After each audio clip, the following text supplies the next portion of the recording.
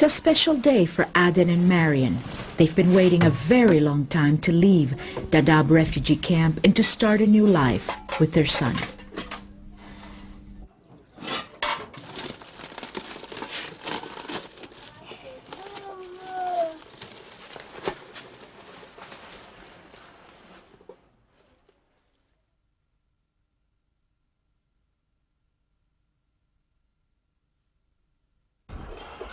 Ten years ago, thousands of Somali Bantu fled the civil war in Somalia. Alone, without clan affiliation or protection, many were raped and murdered. Thousands made it to Kenya. Since then, some 12,000 Somali Bantu refugees have lived in the Dadaab refugee camp in northeastern Kenya.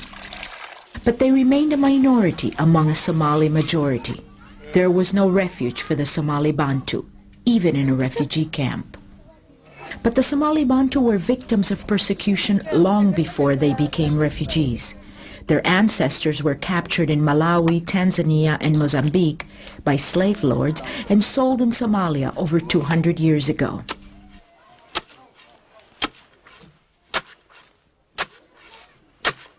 In 1999, the United States designated this group a persecuted class of people who deserve to be resettled in America. During the next 2 years, as many as 12,000 Somali Bantu could be approved by U.S. immigration officials for resettlement. But because of its proximity to Somalia, Dadaab camp was considered too dangerous for U.S. officials to visit. IOM was charged with relocating the group from Dadaab to Kakuma refugee camp.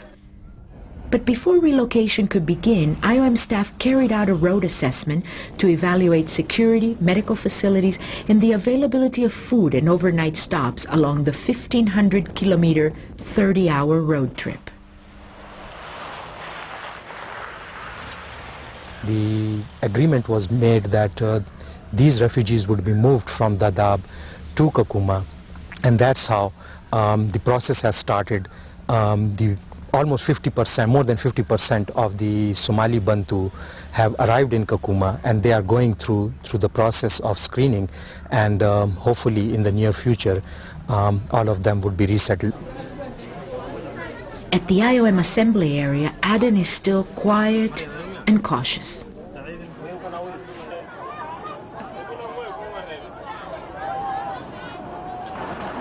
But once on the bus, he says the Somali Bantu have suffered far too much and for too long. Sometimes if you try to go to look some firewood in the forest, you might face different problems. If men go to the forest, they might face the beating and some harassment problems. If the women went to the forest, they are just facing also the rape and whatever. That's a major problem of the camp.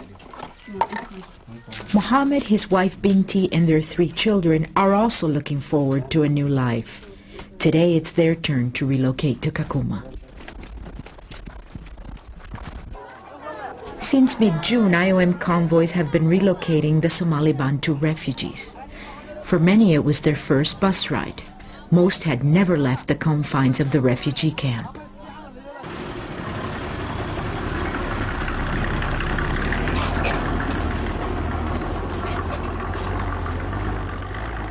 For new mothers, the sick and the elderly, the prospect of flying is daunting. They quickly adapt and take their seats in the IOM flight that will spare them the long and bumpy road journey. The vulnerable group here, we are talking of below 1 year, the late pregnancies above 28 weeks, we are carrying them by air because of the distance from here to Kakuma, the elderly above 60 years old, and anybody who is sick or has been discharged from the hospital recently and recuperating. So we are carrying them by air. Mothers are taught to use a diaper.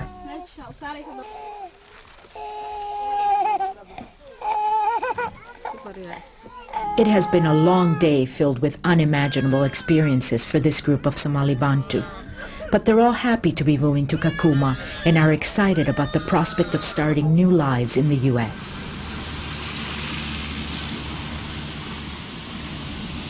As the IOM buses arrive in Kakuma and the Somali Bantu descend, the tension in their faces dissipates.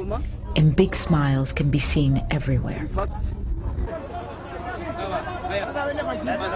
Even if you ask most of them who are here, how do you find life in Kakuma? They tell you we can't even compare it to anywhere else. And most of them actually say they don't want to imagine how America is, because Kakuma is already like America to them.